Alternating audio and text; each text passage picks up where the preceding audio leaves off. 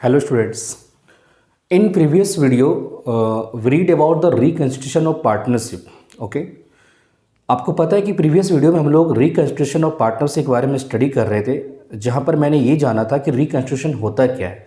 तो मैंने आपसे डिस्कस किया था कि रिकन्स्टिट्यूशन का मतलब होता है change in relationship of partnership, कि पार्टनरशिप के रिलेशन में अगर कोई चेंजिंग होता है तो उसको हम लोग बोलते हैं क्या चीज़, रिकन्स्टिट्यूशन बोलते हैं। तो जब पार्टनरशिप के रिलेशन में चेंज होता है ना, तो डिफरेंट टाइप्स ऑफ हमारा जो बुक्स ऑफ अकाउंट है ना, उनमें भी कुछ ना कुछ चेंजिंग होता है। पार्टनरशिप के जो भी ट्रीटमेंट्स हमारे होते हैं, जो भी अकाउंटिंग फॉर्म होते हैं, अकाउंटिंग ट्रीटमेंट होते हैं, उनमें कोई ना कोई चेंजिंग होता है। तो वहाँ पर मैंने आपसे ये डिस्कस किया था कि रिकन्स्टिट्यूशन क्यों होता है, क्या क्या ऐसे रीज़न है, क्या क्या ऐसे फैक्टर हैं जिसके कारण पार्टनरशिप क्या करता है, रिकन्स्टिट्यूट होता है। तो जिसमें से मैंने सबसे पहले आपको डिस्कस किया था कि due to change in profit sharing ratio, कि अगर कोई भी पार्टनर प्रॉफिट शेयरिंग रेशियो को ही अगर चेंज कर लेता है तो उस केस में क्या होता है, आपके पार्टनर का रिकन्स्टिट्यूट हो जाता है। सेकेंड था हमारा due to admission of a new partner, अगर आपके फर्म में कोई न्यू पार्टनर एडमिट हो जाते हैं तो उस केस में भी हमारा क्या होता है, रिकन्स्टिट्यूशन होता है। थर्ड था due to retirement of an old partner, कोई एक पार्टनर अगर हमारा रिटायर कर जा रहा है तो उस केस में भी रिकन्स्टिट्यूशन होता है। Due to death of a old partner, कोई एक पार्टनर डेथ कर गया तो उस केस में भी हमारा फर्म बंद नहीं होगा, जबकि क्या होगा, पार्टनर से जो हमारा वो क्या होगा, रिकन्स्टिट्यूट हो जाएगा। फिर एक मैंने और बताया था आपसे फैक्टर कि due to amalgamation of partnership firm, अगर आपके पार्टनरशिप फर्म अमलगमेट कर जाते हैं। अमलगमेट का मतलब मैंने आपसे डिस्कस किया था कि कोई भी एक फर्म अगर दूसरी फर्म से ज्वाइंट होकर के एक न्यू फर्म फॉर्म कर देते हैं तो उस केस में हम बोलते हैं उसको अमलगमेशन बोलते हैं।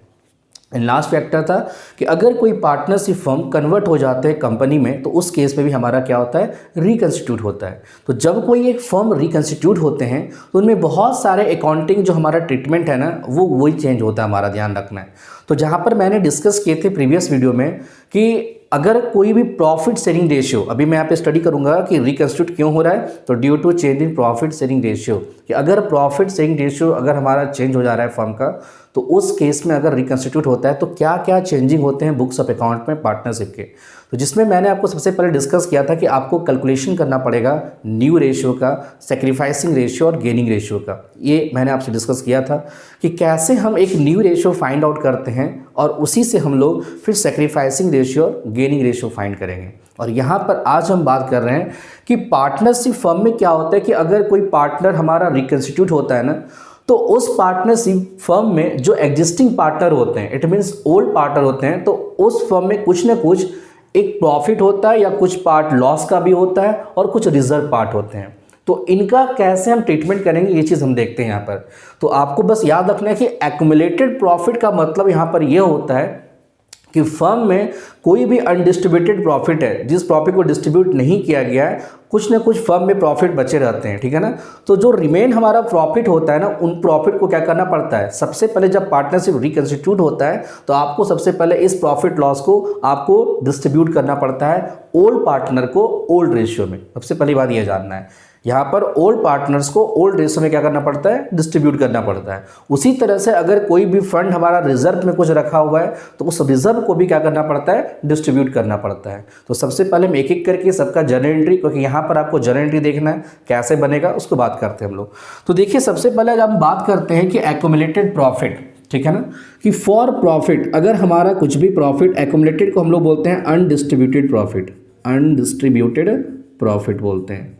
कि अगर आपके पास में कुछ अनडिस्ट्रीब्यूटेड प्रॉफिट है तो इनका अगर हम एंट्री करते हैं तो वहाँ पर एंट्री क्या होगा, तो वो चीज़ देखते हैं। तो ध्यान रखना है, इनको जब डिस्ट्रीब्यूट करेंगे तो हमारा एंट्री होगा profit and loss account debit to old partners capital account. याद रखना है, to old partners capital account, क्योंकि ये एंट्री आपको करने आ सकता है एग्जामिनेशंस में, न्यूमेरिकल प्रॉब्लम है, इसलिए आपको याद रखना है कि कभी भी अगर अनडिस्ट्रीब्यूटेड प्रॉफिट होगा तो उनका एंट्री हमारा क्या होगा कि profit loss account debit to old partners capital account. और इन प्रॉफिट को आपको क्या करना है, ओल्ड रेशियो में आपको डिस्ट्रीब्यूट कर देना है। जो भी आपके क्वेश्चन में ओल्ड रेशियो होगा उनको आपको डिस्ट्रीब्यूट कर देना है। तो ये हमारा क्या है, अनडिस्ट्रीब्यूटेड प्रॉफिट है।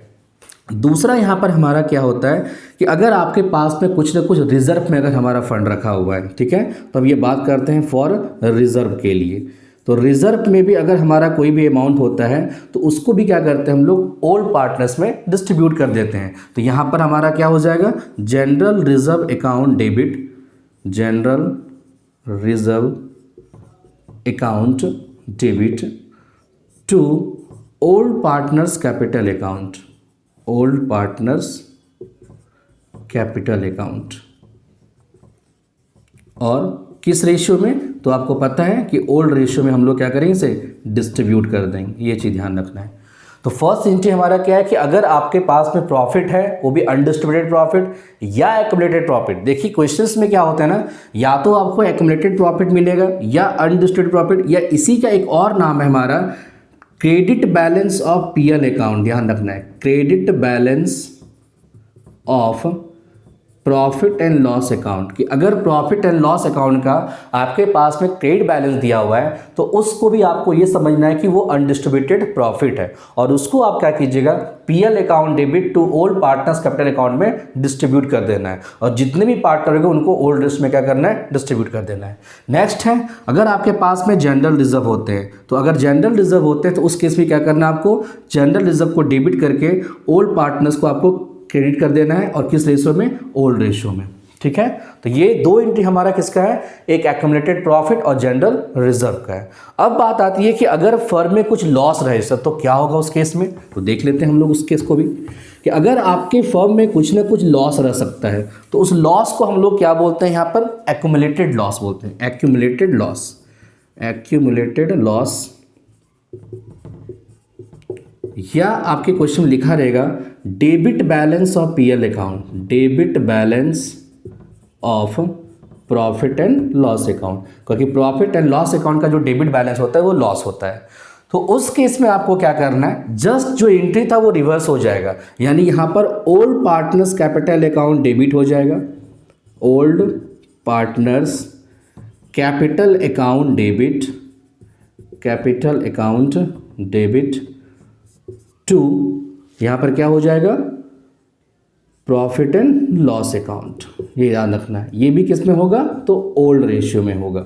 तो आपको याद रखना है, क्योंकि आपको एग्जामिनेशन में आपको फॉर्मेट से बनाना है, यानी डेट, पर्टिकुलर अमाउंट, फिर आपका जो डेबिट क्रेडिट अमाउंट होता है उनके बाद आपको नरेशन भी लिखना है। मैं यहाँ पे यही बता रहा हूँ, बट आपको नरेशन भी लिखना है यहाँ पर, कि बीइंग एक्यूमुलेटेड लॉसेस डिस्ट्रीब्यूटेड, आपको यहाँ पे लिख देना है कि जो भी लॉस था उनको डिस्ट्रीब्यूट कर दिया गया ओल्ड पार्टनर्स के बीच में। ठीक है, तो ये चीज़ याद रखना है आपको, एक्यूमुलेटेड लॉस और debit balance of PL account हमारा क्या हो जाएगा, old partners capital account debit to profit and loss account. फिर ये जब आप डिस्ट्रीब्यूट कर देंगे तो यही चीज़ फिर आपका ट्रांसफर हो जाएगा कहाँ, when you prepare a partners capital account. जब आप पार्टनर्स कैपिटल अकाउंट बनाओगे तो वहाँ पर ये सारा एंट्री एक बार फिर से क्या होगा, आपका ट्रांसफर हो जाएगा, जिसका डेबिट होगा डेबिट में, जो क्रेडिट होगा वो क्रेडिट में ट्रांसफर कर देना है।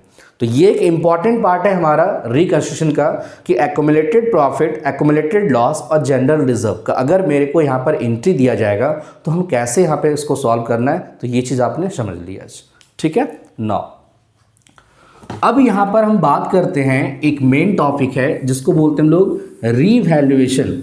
ठीक है ना, रीवैल्यूएशन क्या होता है उस चीज़ को हम लोग सबसे पहले आज देखते हैं। रिकंस्ट्रक्शन में ध्यान रखना है कि रीवैल्यूएशन का मतलब क्या होता है। देखिए, रीवैल्यूएशन अकाउंट आपको ये बनाने दे सकता है, जो कि इम्पॉर्टेंट टॉपिक है। तो सबसे पहले आपको ये चीज़ जानना है कि रीवैल्यूएशन अकाउंट हमारा क्या एक नॉमिनल अकाउंट है। ठीक है ना, अकाउंट्स 3 होते हैं, ये आपको पता होना चाहिए, जिसमें से रीवैल्यूएशन अकाउंट हमारा क्या है, नॉमिनल अकाउंट है। तो यू नो दैट कि नॉमिनल अकाउंट का मतलब क्या होता है, कि नॉमिनल अकाउंट का मतलब यहाँ पर होता है कि हम यहाँ पर रिकॉर्ड करते हैं क्या चीज़, इनकम को या फिर गेन को, और दूसरा एक्सपेंस को या फिर लॉस को। हम इन्हीं चीज़ों को यहाँ पर रिकॉर्ड करते हैं। कि रिवैल्यूएशन अकाउंट में क्या होगा कि अगर कोई इनकम हो रहा है, कोई गेन हो रहा है, कोई एक्सपेंस हो रहा है, कोई लॉस हो रहा है, उसी चीज़ को यहाँ पर हम क्या करते हैं, रिकॉर्ड करते हैं। दूसरी बात, तीसरी बात आपको याद रखना है कि रिवैल्यूएशन अकाउंट में जब आप प्रिपेयर करोगे तो यहाँ पर क्या होता है ना कि 2 साइड होगा, एक डेबिट साइड होगा, हमारा क्या होगा, क्रेडिट साइड होगा। तो आपको ये पता होगा कि इनकम और गेन को रिकॉर्ड हम कहाँ करते हैं, क्रेडिट साइड में, और एक्सपेंस और लॉस को रिकॉर्ड कहाँ करते हैं हम लोग, डेबिट साइड में करते हैं। ठीक है ना, तो यहाँ पर मैं आपको बताऊंगा, अभी एक फॉर्मेट बताऊंगा, तो आप फॉर्मेट से पता चल जाएगा कि रिवैल्यूएशन अकाउंट में हमारा क्या क्या जाता है। बट आपको ये समझना है कि रिवैल्यूएशन अकाउंट हम क्या करते हैं कि हमारे पास में जो भी एसेट्स होता है और लायबिलिटीज़ होते हैं, ध्यान रखना है, एसेट्स और लायबिलिटीज़ होते हैं उनको फिर से क्या किया जाता है, रीवैल्यूड किया जाता है।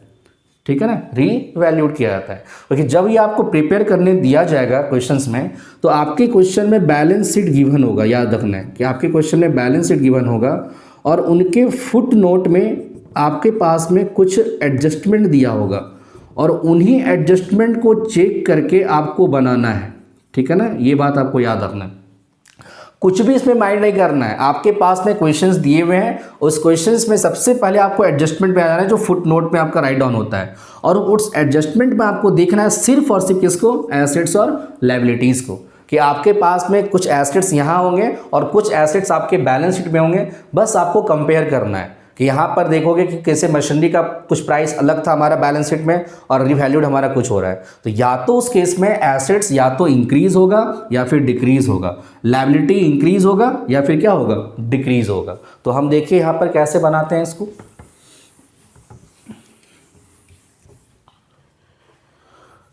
अभी रूल पर लिखते हैं, ध्यान रखना है कि अगर आपका एसेट्स इंक्रीज करता है, ध्यान रखना है, ठीक है, एसेट्स अगर हमारा इंक्रीज हो रहा है तो ये हमारे लिए क्या हो जाएगा, इनकम होता है, ध्यान रखना है। और इसीलिए इसको रिकॉर्ड हम लोग कहाँ करेंगे, क्रेडिट साइड में। ये बात याद रखना है कि एसेट्स जब इंक्रीज करता है तो आपके लिए वो इनकम होता है और हमारा वो क्या होगा, क्रेडिट साइड में हम राइट डाउन करेंगे। फिर देखिए क्या है, अगर एसेट्स डिक्रीज हो जाए, अगर एसेट्स डिक्रीज हो जाता है तो वो क्या होता है, लॉस होता है। और लॉस को रिकॉर्ड कहाँ करते हैं हम लोग, डेबिट साइड में करते हैं। ये चीज़ ध्यान रखना। नेक्स्ट है लायबिलिटीज़। अगर लायबिलिटीज़ का वैल्यू हमारा क्या करता है, इंक्रीज करता है, ठीक है। तो लायबिलिटीज़ अगर इंक्रीज कर रहा है इसका मतलब क्या हो रहा है कि आपके पास में लॉस हो रहा है, तभी आपका लायबिलिटीज़ क्या हो रहा है, इंक्रीज हो रहा है, तब आप फंड ज़्यादा ले रहे हो। तो इस केस में हमारा जब लायबिलिटी इंक्रीज करता है तो उसको हम लोग कहाँ रिकॉर्ड करते हैं, डेबिट साइड में। ये चीज़ याद रखना है। और लायबिलिटीज़ जब आपका डिक्रीज होता है, ध्यान रखना है, लायबिलिटीज़ जब डिक्रीज होता है इसका मतलब आपके पास में इनकम हुआ, ठीक है ना, और उसको हम क्या करेंगे, रिकॉर्ड क्रेडिट साइड में। तो ये ट्रिक होता है कि लायबिलिटीज़ आपका सीधा चलता है कि if the liabilities values increase then it will be debit and liabilities decrease then it is credit. But assets में जस्ट अपोजिट होता है कि एसेट्स अगर इंक्रीज करता है तो वो हमारा क्रेडिट होता है और एसेट डिक्रीज करता है तो हमारा क्या होता है, लॉस होता है। हम डेबिट साइड में उसको रिकॉर्ड करते हैं, ठीक है। अब यहाँ पर हम देखते हैं कि रिवैल्यूएशन अकाउंट कैसे प्रिपेयर करते हैं। तो देखिए रिवैल्यूएशन हमारा क्या है, एक अकाउंट है और अकाउंट लेजर फॉर्म में होता है। तो सबसे पहले एक हम यहाँ पर कॉलम बनाएंगे, ठीक है। जो कॉलम, ये आपको पता होगा कि ये डेट, सॉरी यहाँ पे डेट नहीं देना, कोई इंडियन में बनता है। तो राइट डाउन यहाँ सबसे पहले क्या करेंगे, पर्टिकुलर्स, राइट डाउन पर्टिकुलर्स। हमने पर्टिकुलर्स राइट डाउन कर दिया। नेक्स्ट कॉलम हमारा अमाउंट का होगा, write down amount. Next column फिर ये हमारा पर्टिकुलर्स होगा,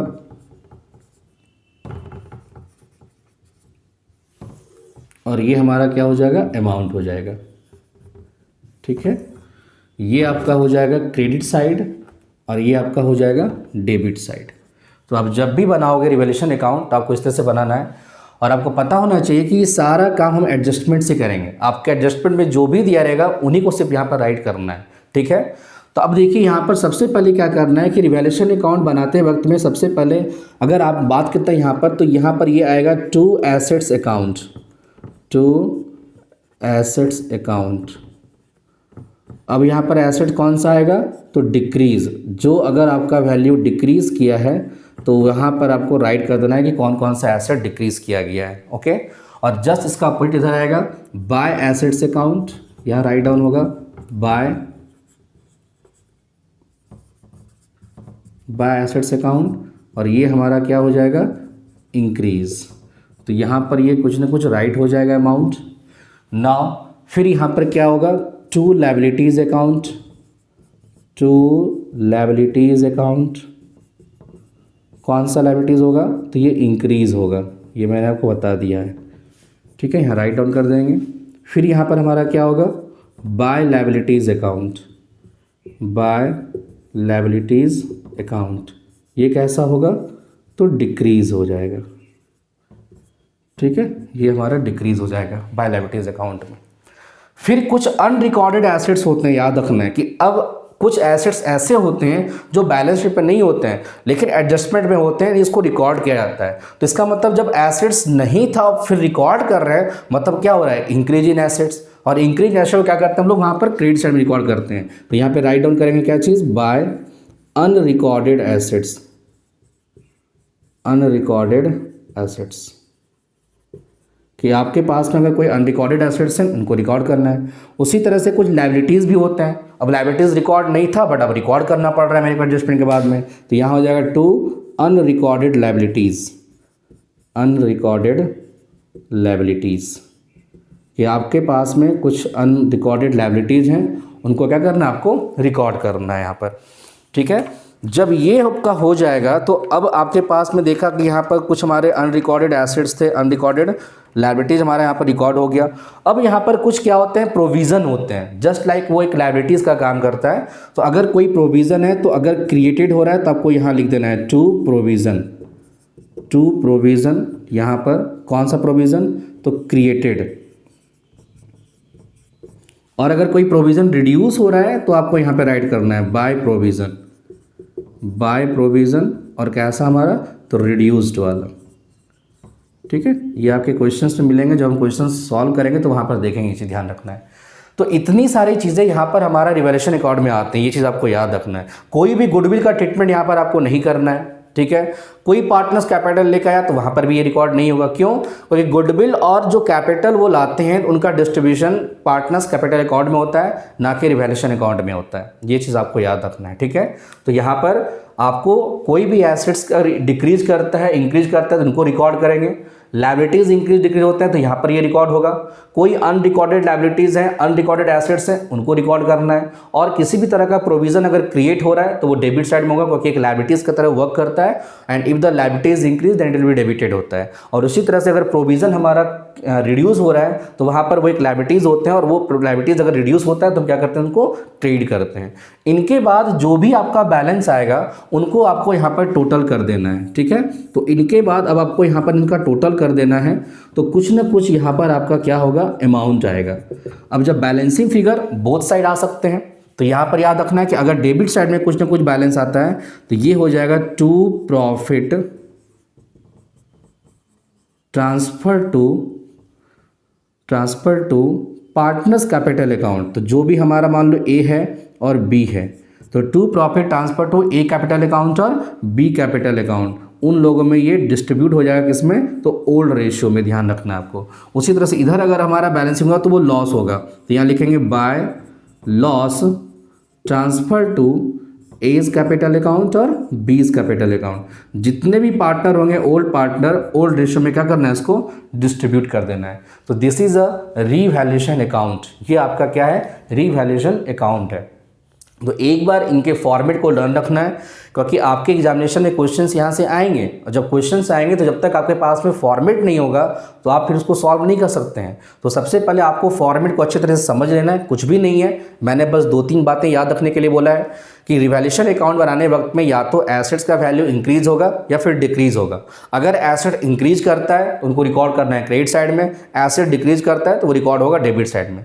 उसी तरह से लायबिलिटीज़ अगर हमारा इंक्रीज करता है तो वो डेबिट साइड में जाएगा, और लायबिलिटीज़ अगर इंक्रीज होता है डिक्रीज होता है तो वो कहाँ जाएगा, क्रेडिट साइड में जाएगा। उसी तरह से अगर कोई एसेट्स रिकॉर्ड नहीं हुआ है और उनको फिर से हम रिकॉर्ड कर रहे हैं तो वो अनरिकॉर्डेड एसेट्स में जाएगा, और वो कहाँ जाएगा, क्रेडिट साइड में। उसी तरह से अगर कोई लायबिलिटीज़ रिकॉर्ड नहीं हुआ है लेकिन एडजस्टमेंट में कुछ लायबिलिटीज ऐसे दिए इनको रिकॉर्ड करने बोला जा रहा है तो वो अनरिकॉर्डेड लायबिलिटीज़ हो जाएंगे। ठीक है, उनके बाद आपके पास में कुछ प्रोविज़न होंगे। अगर प्रोविज़न क्रिएट है, मेड है, इंक्रीज हो रहा है तो डेबिट साइड में, और प्रोविज़न अगर रिड्यूस हो रहा है तो क्रेडिट साइड में। आफ्टर दैट आपके पास में इनको टोटलिंग कर देना है। टोटल में जिनका अमाउंट ज़्यादा होगा वही साइड दोनों अमाउंट राइट डाउन होगा, और उनके बाद जो लेस अमाउंट होगा उनमें सब्ट्रैक्ट करके जो भी बैलेंसिंग आएगा उस बैलेंसिंग को हम लोग प्रॉफिट और लॉस जो भी है उनको डिस्ट्रीब्यूट कर देना है किसमें, ओल्ड पार्टनर्स में। तो ओल्ड पार्टनर भी हमारा क्या होगा, डिस्ट्रीब्यूट हो जाएगा।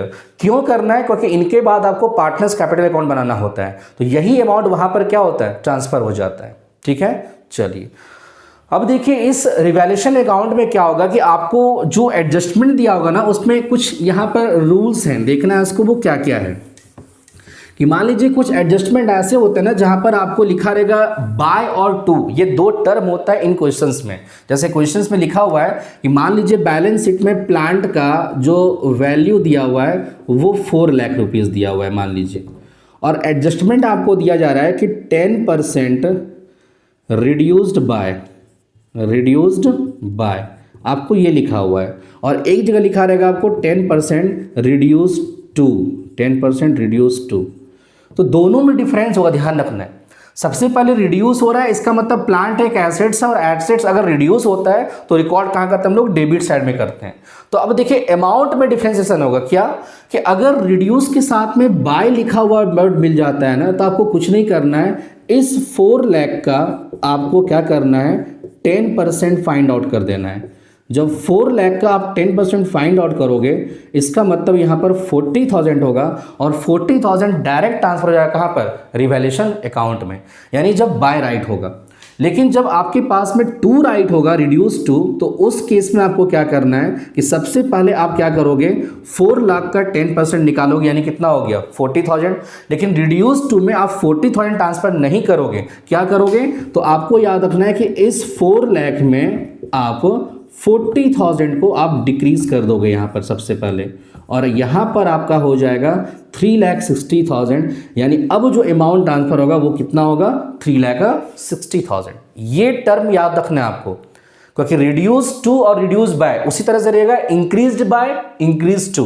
तो बाय के केस में कुछ मत करना। अगर मान लीजिए कभी कभी क्या होगा, लिखा रहेगा plant is reduce by 4,000, reduced by 4,000, इसका मतलब आपको डायरेक्टली बाय लिख देना है, यानी 4,000 को डायरेक्ट ट्रांसफर कर देना है। लेकिन अगर आपको यहाँ पर राइट डाउन हो रिड्यूस टू 4,000, तब जो भी एक्चुअल अमाउंट होगा उनमें 4,000 माइनस हो जाएगा, और जो अमाउंट आएगा रेस्ट अमाउंट, उस रेस्ट अमाउंट को क्या करना है आपको, रिवैल्यूएशन अकाउंट में ट्रांसफर होगा। मतलब बाय के केस में डायरेक्टली राइट डाउन कर देना है, लेकिन टू के केस में क्या करना है, आपको जो भी अमाउंट है उनको एक्चुअल अमाउंट में लेस करके जो रेस्ट अमाउंट आएगा उस रेस्ट अमाउंट को क्या करना है, आपको ट्रांसफर करना है। This is a revaluation account. तो आप भी क्वेश्चंस बना के देखोगे, फिर हम क्वेश्चंस यहाँ पे सॉल्व करेंगे, लेकिन आपका जो भी बनेगा बस अब यहाँ से रिवैल्यूएशन अकाउंट आपको इजीली बन जाएगा, ठीक है ना। लेकिन आपको बस याद रखना है कि when you prepare the revaluation account only focus on adjustment, आपको एडजस्टमेंट फोकस करना है कि आपके एडजस्टमेंट में कौन कौन सा एसेट्स और लायबिलिटीज को रिवैल्यूड किया गया, बस हमको उससे मतलब है, बाकी आप कुछ नहीं करना है आपको यहाँ पर, ठीक है। तो ये हमारा क्या हो गया, रिवैल्यूएशन अकाउंट हो गया। ओके, तो इस तरह से 1 बाय 1 हम लोग सारे एक एक जो भी चैप्टर्स हैं उनको हम देखेंगे, ठीक है। तो आज का आप जो हमारा वीडियो रहा वो आपका रिकंस्ट्रक्शन ऑफ पार्टनरशिप का एक हमारा क्या हुआ कि एक्युमुलेटेड प्रॉफिट एक्युमुलेटेड लॉस को कैसे हम डिस्ट्रीब्यूट करते हैं, एंड दूसरा हमारा क्या इंपॉर्टेंट पॉइंट हमारा एक रिवैल्यूएशन अकाउंट है। ओके।